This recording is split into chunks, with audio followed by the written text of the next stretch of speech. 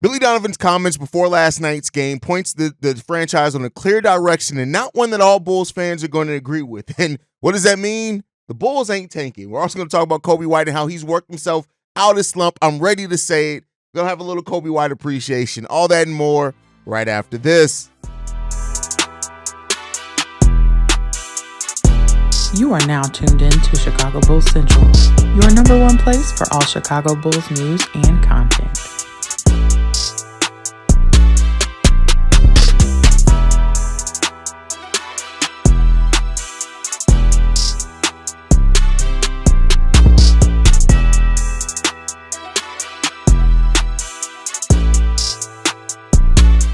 What's going on, Bulls fans? Welcome to another episode of Chicago Bulls Central, your number one spot for everything Chicago Bulls related. I'm the host, Derek Hayes, but more importantly, you guys can follow the channel at Bulls Central Pod on every social media platform we happen to be on. With that said, let's go ahead and get into this content for today, y'all. And I want to talk about Billy Donovan's comments before the game. We touched on them a little bit in the pregame show, but I want to talk about them more in depth here because it paints the picture that the Chicago Bulls franchise has no interest in tanking. And I think it's something that a lot of Bulls fans, myself included, need to hear because I think a lot of people, even after last night's game, so many Bulls fans in the postgame show had comments and things like, well, why are we winning these games? Every win is really a loss. We should be tanking. We should be doing this. And when it comes down to it, and I've said that many times, is that this is not a team that's going to tank. When you look at Arturas Karasova and his history, how he came away from the Denver Nuggets, that's not a franchise that tanked. Now, you need luck in regards to that. And, even in the Bulls, maybe keeping their top 10 pick, if they do trade Vooch, if they do trade Zoe or whatever trades they make, it's not with the goal of tanking. It may be with the goal of taking advantage of assets and getting value back. But tanking, right? That's a very different thing. And maybe I just have a very strict way that I look at tanking. And before the Bulls fans that love to try to just make sure they push their point, they're going to type, well, they're not going to come out and say if they're tanking. I think if you also look at the actions that this team is doing, plus the words, they're showing you they're not going to be tanking. Now, that does not mean that if a good trade presents itself for Vooch or a good trade presents itself for Lonzo or Zach, that they won't take it, right? But I do think that, if the goal isn't necessarily to tank, the goal is to get back assets get back value for players that you see that you're not really going to go in a long run with, right? But let's get into Billy Donovan's comments. We'll break it all down after that. Billy Donovan said this: no one is saying to me, hey, listen, wait a second. With this draft pick right now, we've got to make sure. It's always been about the integrity of competition and playing, and I appreciate that. In the conversations I've had with the roster and with the team, where we are right now, and I appreciate this, it's not being directed at all. Hey, Billy, you've got to play this guy, and this guy, and sit this guy. That's not what's happening. And we see that. And again, if it was just words and this team was saying, hey, we're not tanking, but we are actively out there, let's say, playing Modest Bucilis, for example, or playing Dalen Terry, for example, over players, like Alonzo, right, that could help us win, or like an Ayo Dosunmu when he's healthy, right, then I'd be saying, well, they may not be saying that they're tanking, but look at the actions here. The actions that the Bulls are competing for every game. Now, I do think that this Bulls team is not a great roster. It's not a great team, and they're probably still going to finish. They're still on pace to finish around 35, 36 wins, right? I still think that that's probably the place where the Bulls are going to sit, and that could leave them in a place with a chance to keep their pick still, but it's not going to be this outwardly thing where the Bulls are just in the bottom six, for example, where they're holding on to that pick for sure. It's not going to happen. Anybody who's looking for this team to be able to be bad enough to where you can just say, oh, no, they are outwardly keeping this pick, it's not going to happen this season. If they're going to keep their pick, it's going to come through the team just being bad, not making it out the play-in, right? They can make a play-in team but not make it out if they lose the first game or whatever else. And then via the lottery odds, still keeping their pick because they weren't jumped by a lot of teams below them in the lottery. The Bulls still right now have if the season were to end, they're at the 10. They're at the 10 pick, right? Of course, that's before the lottery, right? And so in the lottery, teams below them like Sacramento, Miami, San Antonio, Minnesota, who's also now in the lottery. That pick's going to Utah, though. But they have that chance to then jump those teams, get into the lottery, right? To jump the Chicago Bulls, and the Bulls can get pushed down 4 spots to number 14. And then that pick would then convey to the Spurs. So there's still a chance, but the Bulls are playing the odds. They are not tanking, and that is also what we're seeing when you look at this team and how they compete. Yes, there are going to be nights where the skill level, their execution, you look at it and you say, this team ain't that good. But this is not going to be a team that's outwardly going to tank to give them the best chance to keep their pick. And that was kind of the mindset even last year, right? They're going to let this thing go to the natural conclusion. Now, along that natural conclusion, like I've said before, because even per Mark Stein, there's still a very likely chance that Nikola Vucevic and Lonzo Ball are moved by the trade deadline. So we got a month before the trade deadline. There's a chance that those guys are going to be moved. If you move those guys, of course, you're probably going to lose more basketball games. At that point, you're going to increase your chances to keep your top 10 pick. But this is still a team that's trying to do so by competing. They are going to compete. And to a degree, I do like that the Bulls are going out for wins, right? I do like the fact that we don't have a franchise that is just selling off talent so they can be a bottom team to go for the flag, right? And so but again, I know that's against what some of the fan base truly wants to see for this team. There are fans that wake up every day and with every win, they go through a meltdown, right? And I can understand. Again, it's not one of those things. I don't agree, but I do understand where the mindset comes. This is an extremely deep draft, right? And I've said it before, right? And I like to always go over this when we have this conversation because I do think some Bulls fans look at this and say, if we're not tanking now, our future's extremely bleak. It does get more bleak, make no mistake about it. But let's keep in mind, if the Bulls do not keep their top 10 pick this year, right, that means that they have all their own first-round picks that they own outright going forward into the future, which means that a 2026 draft, which is deep, if the Bulls are bad next year, and let's say that they are still towards the bottom of the lottery, guess what? We still get to keep that lottery pick regardless, right? There is none of this, well, we got to stay in this area, we got to stay in that area to make sure we keep our pick. So that adds some clarity there, right? And then at that point, wherever the Bulls are with their roster, they are with their roster, and they'll reap the benefits or whatever, the rewards of it, whatever it is, as it goes on. But it is. Billy Donovan also added this. They're all talking about the roster of players, those type of things. With that being said, you've got to have a partner that is willing to work with you.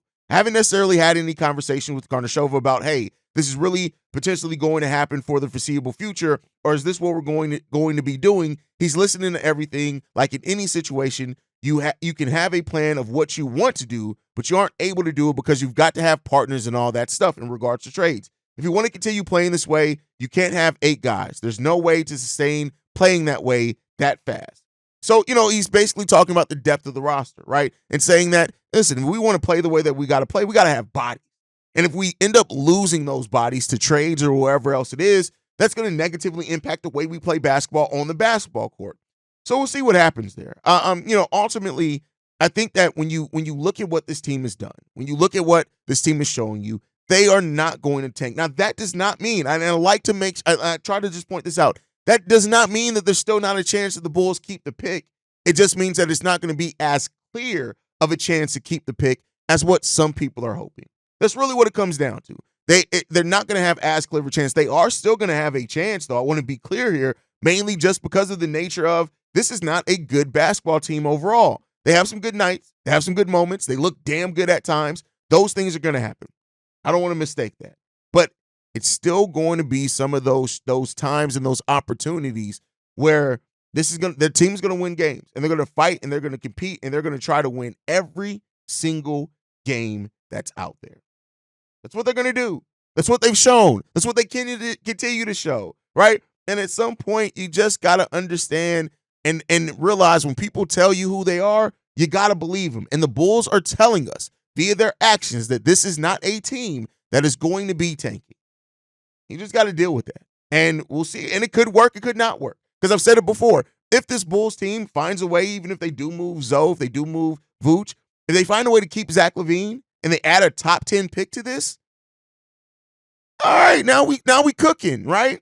Especially with the way that players have started stepping up recently and things like that. So it's a lot going on, y'all. And I know that it's frustrating for Bulls fans because, again, we're right in the middle of the pack again. And it's not like we're this team that is like, bam, we're going to win a first-round series. We're going to build off that. We're going to do that. Because, again, the future, right? How do you add to this team to try to make it better if you're not going to tank? And the question that's the more bleak part of the question because we don't have the assets. We don't have an ownership group that lets us spend into the luxury tax. We do have a little of of leeway with the cap room next year, right? We got a little bit of that this offseason. Even if we do extend Josh Giddey, we still got a little bit to add and use our full mid-level exception. But then we got to get ready for contract extensions for Ayo and Coby, right? So there's a lot of things that are going on right now with the Bulls that is causing anxiety by Bulls fans.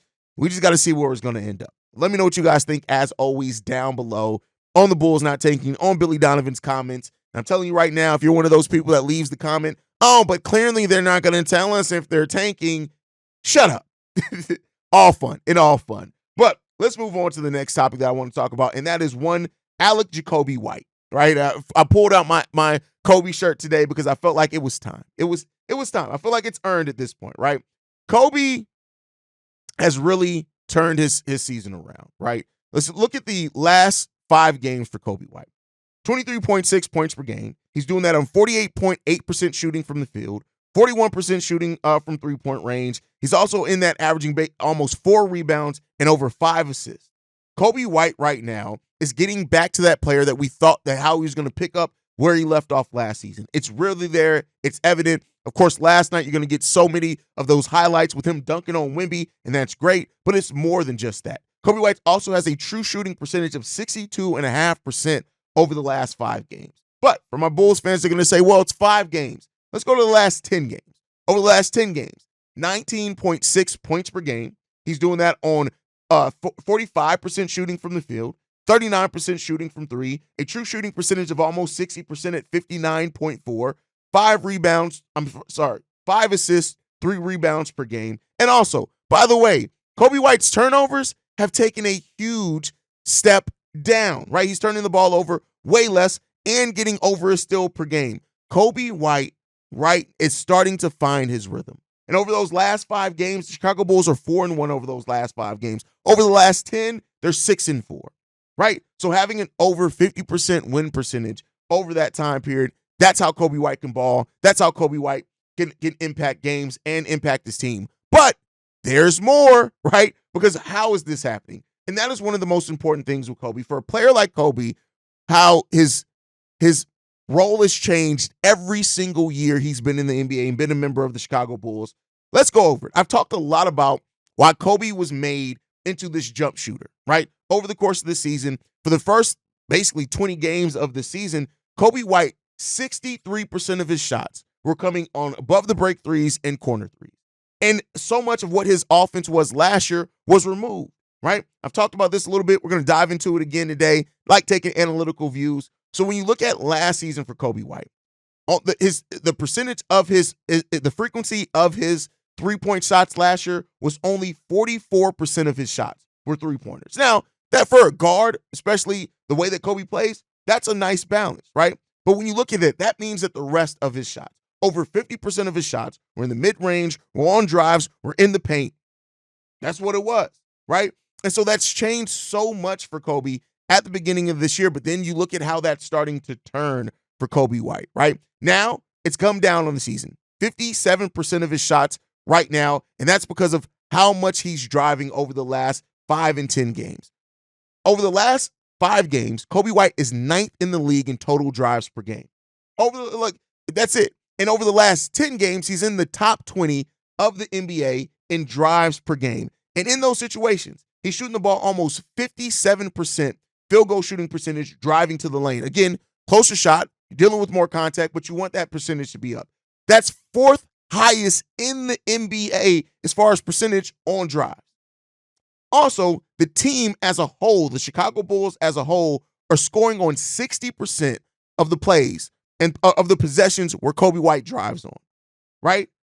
He has the highest pass percentage of any player in the top 10 of drives over that point in time. So that shows you it's not just about Coby being selfish. If anything, Coby White can actually be more selfish on drives and look to score or draw fouls more, which is something I do want to see from Coby White, is him get to the free throw line a little bit more, right? So with the team scoring on 60% of the possessions that Coby White is driving on, that's great. That's great. Out of the top 10 players on drives, like I said, he has the highest pass percentage and he has the highest assist percentage at 15.4%. And one of the things that we always talk about with Coby, and I know people are going to go to, but hey, Coby drives and he makes the awkward pass and then it ends up being a turnover. He has the 4th lowest turnover percentage over the last 5 and 10 games on drives and when he passes. It's not rocket science here. Coby White is going back to a role that more is suited and fits his skill set and what he is good at doing on the basketball court. That's it. It's just that simple. And one thing I gotta commend Billy Donovan for like in last night's game, when the threes weren't falling for the Bulls, we saw the Bulls change their what they wanted to do offensively. They stopped shooting as many threes. They started actually running some picks. They started actually going to the lane on Wemby, things like that, and it helped. It helped. And that's what you want to see for Coby White as well, right? When you look at Coby White over the course of the season as well, one of the things that he's doing really well is he's averaging almost 12 points created with his assists per game. And also, his turnover ratio is getting lower. He's only averaging 1 turnover per game on a bad pass, meaning that the other turnovers come from just the defense making really good plays, right? 11.5 points created per game off his assists. And when you look at that, Coby White so far, we're just going to go over this. He's identifying using the big man a lot more. 31% of Coby White's assists come to Nikola Vucevic. 31%. That's an excellent number.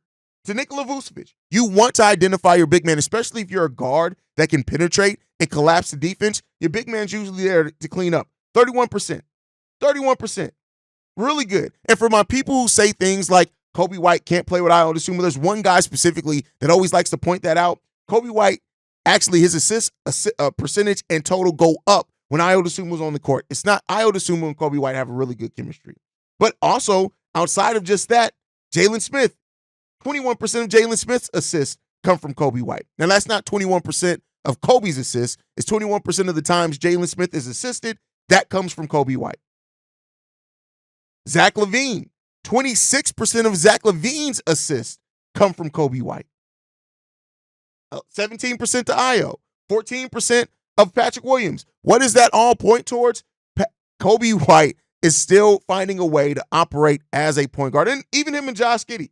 One of the things with Josh Giddey is that when Josh Giddey gets assisted on, 25% of the buckets that Josh Giddey got assists come from Coby White. What does that mean? Coby White is building chemistry with everybody on this team, and they're all benefiting from Coby White being more aggressive. And that's a really good thing to see. Really good thing to see when it comes down to it. So Coby White is starting to really, and I've people have said it. They've called me out on it. I've been really hesitant lately to say that Coby White has come out the slump. And I think that's just me wanting to safeguard my expectations, wanting to not go too far into a little game stretch. But when you dive into these numbers, you see Coby White is impacting the game of basketball more. And when you look at his shot chart, for example, you see a lot that, hey, Coby White, when he's attacking, in the mid-range, attacking, putting pressure on defense, he's an effective guard in this league. And that's just up to what it got to come down to, man. We'll see. We'll see if he can. Right now, Coby White is taking, on average, right? On average, he's taking the most of his shots are coming from 18 feet, within 18 feet of the bucket. That's where he's being the most successful at. Also, while we're talking about Coby White being and assisting other players, 43% of Coby White's buckets are unassisted. If we're saying anything, people can do a better job at finding Coby White, and Coby can also do a better job at driving to the lane, without the ball, cutting and doing those type of things. Everybody on this team can benefit from that. But you're starting to see it. Coby White is starting to round out and get back to that player. Now, naturally, especially with Coby and his inconsistency, a natural question is going to be there, well, how long is it going to last this time? And that's a fair question to ask for Coby White, right? I can't knock anybody for asking that question on, but is it going to stay? Is this going to be something that Coby White's going to be able to keep doing? Let's hope so, right?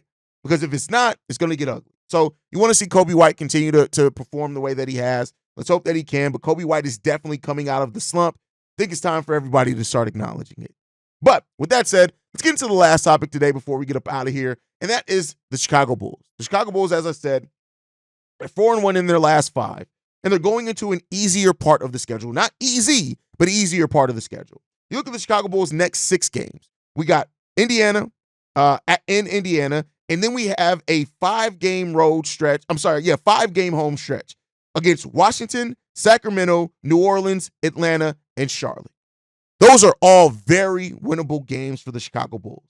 All of them. Indiana's going to be tough. They always play with us. They always play us tough. That's always a tough matchup for us. They're playing some really good basketball right now. Washington, I mean, we already saw it. We lost against Washington, so that's something we can't, of course, assume that it's just going to be easy, but it's an easier game on the schedule. And we're at home, which could benefit or not benefit the Bulls. Against the Kings, DeMar DeRozan coming back to Chicago. That game's going to be fueled. The Sacramento Kings played really good last night. It seemed like they're going to try to start coming out of some things. New Orleans, Atlanta, and Charlotte. And that puts you at mid-January. And the key thing of that is going to be if the Bulls playing so many teams over that stretch that are below 500, if they can build and win against most of those teams, we're right there. We're probably at that point, we are moving up to the ninth or the 8th seed, right? Now, if the Bulls do turn around and the contrary to that, they lose against the majority of those teams, I think that does also shows us where we really sit despite this recent drive and this recent uptick by the Chicago Bulls. But this next stretch is going to be really important for the Bulls and to see if they can start putting together some runs, putting together some things, and see what the Bulls can do. It'll be interesting to watch, but this is a Bulls team that, hey, if they're going to make their move, this may be the time to do it, right? Especially when you have the team above the Chicago Bulls in the ranking, the Miami Heat have lost 3 in a row. We know what they're going on right now. They're in a free fall, right? You got the Detroit Pistons that have won 4 in a row, but both teams above the Bulls in the standings. The Hawks and the Miami Heat are both on 3-game losing streaks right now. That gives the Bulls an opportunity to make a move. Philadelphia 76ers, which are below the Bulls, they lost their game. They're 6-4 in their last 10, just like the Bulls, but we got to look out for them to make their move up as well. We'll see what's going to happen here. It's going to be interesting, a race to the 10th seed or 9th seed in the Eastern Conference, that play-in spot, and we'll see where the Bulls sit at in that, despite some Bulls fans being upset that the team is not tanking. But as always, you guys can let me know how you feel down below. Make sure you guys are following the show at Bull Central Pod. You can send us any feedback, questions, comments, concerns. BullCentralPod@gmail.com. Lastly, if you want to leave a text message and our voicemail for the mailbag, the number to do so, 773-270-2799. We are the #1 spot for everything Chicago Bulls related, but that's thanks to you lovely and beautiful people. And like I like to end every episode on, go Bulls. Love you guys. See you right if you can, y'all. Peace. This has been a presentation of the Break